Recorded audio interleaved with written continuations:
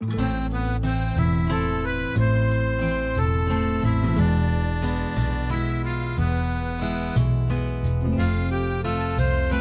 everyone, welcome back to Mesmerizing Guide. So, today we are in Pisa, Italy. And I have to be completely honest with you guys. I thought Pisa was literally just one thing, a tower that leans. I thought we'd take a picture and leave. But I am actually a little shocked right now. This city is so much more than that. Right now, we are just starting our day walking along the Arno River. And wow, look at this. It looks a lot like Florence, but it's so much quieter. The buildings lining the water are painted in these bright yellows, pinks, and oranges. When the sun hits them, they reflect right into the water. It's just so peaceful. You see people just sitting on the walls, drinking coffee, totally relaxed. It doesn't feel like a crazy tourist trap at all. It just feels like a real, lived-in Italian city.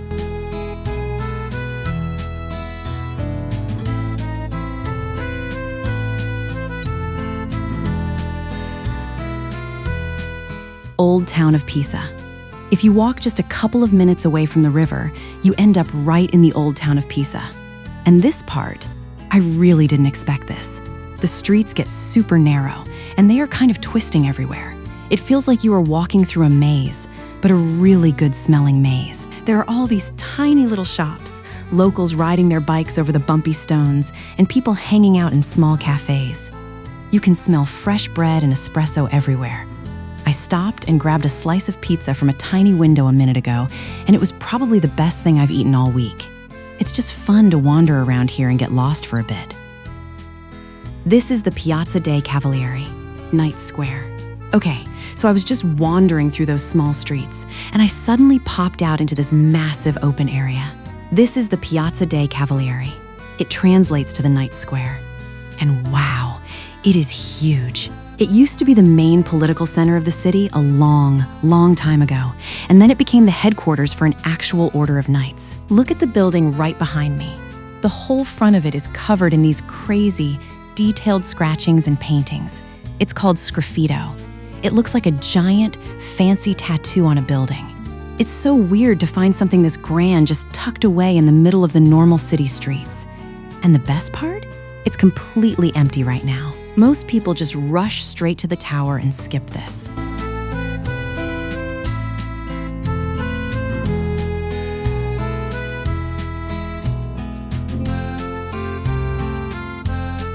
Piazza dei Miracoli, Square of Miracles. All right, we kept walking, we went through this old city wall, and boom, look at this. This is the Piazza dei Miracoli, or the Square of Miracles. And honestly, the name makes sense. The second you walk through the gate, it almost looks fake. It's like someone dropped 3 giant, perfect white toys onto a perfectly cut green lawn. The contrast between the bright green grass and the glowing white marble is crazy. I've seen pictures of this my whole life, but standing here, it feels totally different. It is just huge.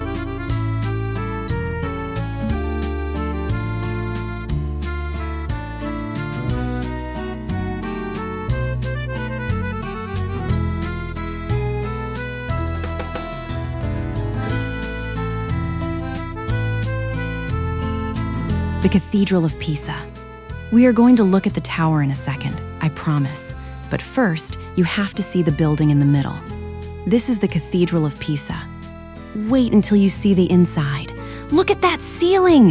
It is completely covered in gold. The walls are made of these striped black and white stones that kind of make you dizzy if you stare too long.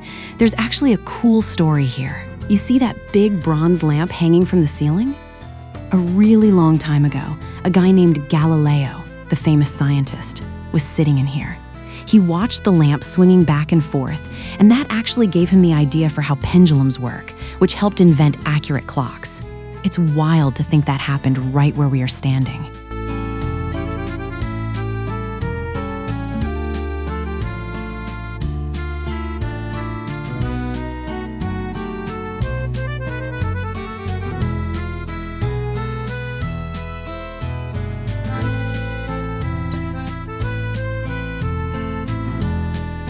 Pisa Baptistery. Right next to the cathedral is this big round building.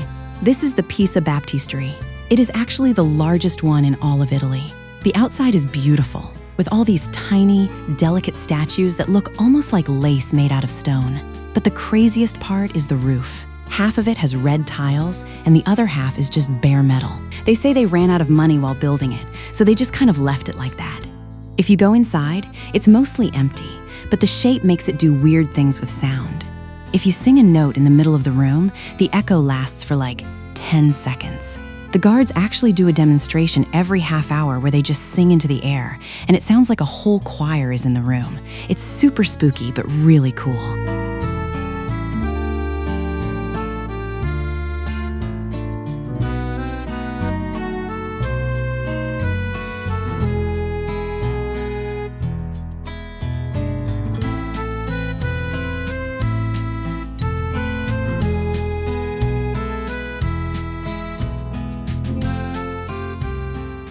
The Leaning Tower of Pisa. Okay, it is time for the main event, the Leaning Tower of Pisa. And guys, it leans way more than you think it does.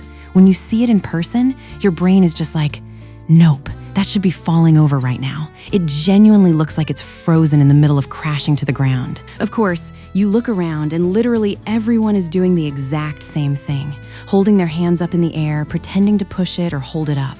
It's kind of funny to watch, but we actually got tickets to go up inside.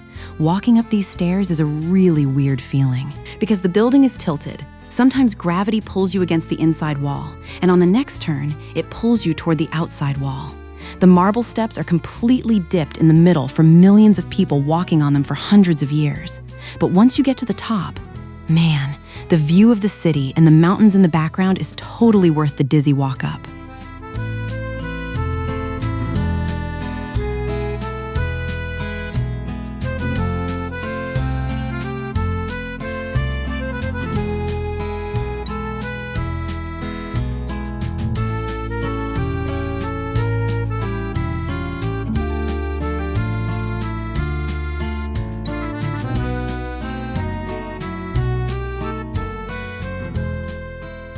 Camposanto Monumentale.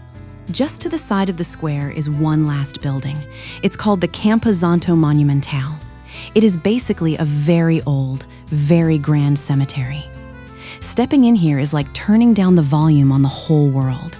Outside, there are thousands of people taking funny photos, but in here, it is completely silent. Legend says that the dirt in the middle courtyard was actually brought over on ships all the way from Jerusalem a long time ago. The walls are covered in these massive, super old paintings. A lot of them were damaged in World War II, but you can still see how detailed they were. It's a slightly sad, but really beautiful, quiet spot to just catch your breath.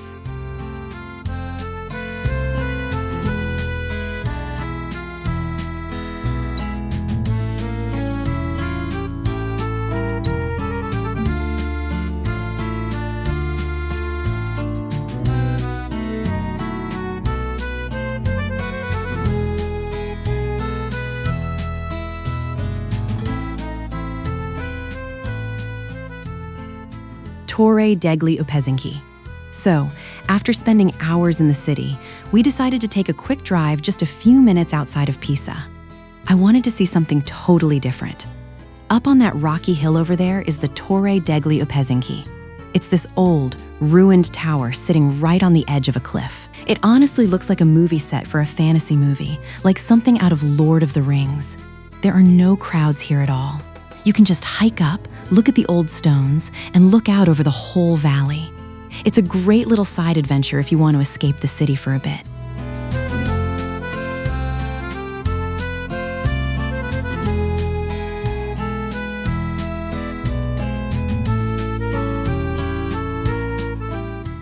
Livorno.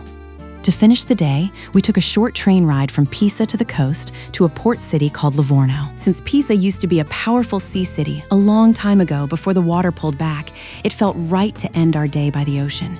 We are walking on the Terrazza Mascagni right now. It is this huge walkway right on the water with a crazy black and white checkerboard floor. The sun is going down, the breeze feels amazing, and I think we're gonna go find a huge plate of fresh seafood for dinner. I really thought today was just going to be about one tilted tower, but I am leaving so impressed with this whole area. If you come to Italy, do not just take your photo and leave Pisa. Stay a while. Thanks for watching Mesmerizing Guide. I will see you in the next one.